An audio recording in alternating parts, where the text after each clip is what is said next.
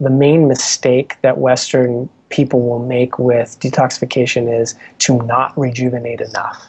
You know, like they'll go to India and they'll get panchakarma or something, and then they will leave, you know, and they'll get on a plane and they'll be back in their lives in a week or something, and the body is still hasn't, you know, really reoriented. And so even with something as simple as khichdi cleansing, ideally the rejuvenation stage, in my opinion, is at least as long as the pre and main cleanse stages. So if we're doing roughly, you know, 8 to 10 days of cleansing, then 8 to 10 days of rejuvenation is a good minimum. And if they can do double that, that's even better.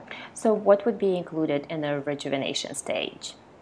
So traditionally speaking, there is rejuvenation with substances, and then there's rejuvenation without substances. And so with substances are going to be things like Chyavanprash and things you can actually take, or, you know, rejuvenative foods and soups, those kind of things that you can actually, that you're consuming to enhance ojas and build, you know, shukra, this kind of thing.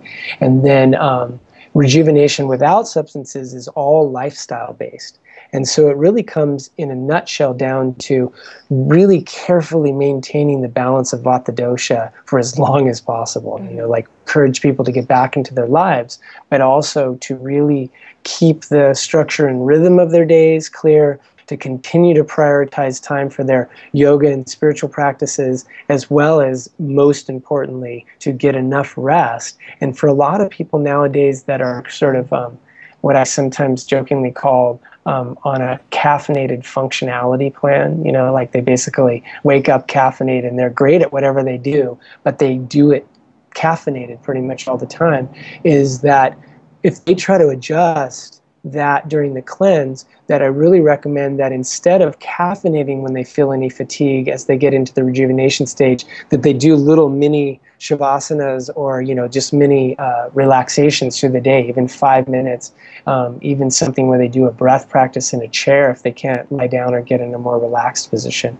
So we often have people sort of structure in times through the morning and the afternoon to rest, in addition to prioritizing, you know, 8 hours or more that they can be sleeping.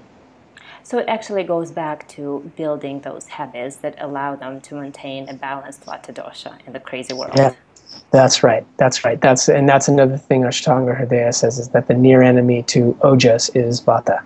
So balancing Vata is going to, of course, benefit your Agni and benefit your ojas directly and indirectly by not drying it up, and also encouraging your Agni to produce good quality rasa so your tissues can be nourished.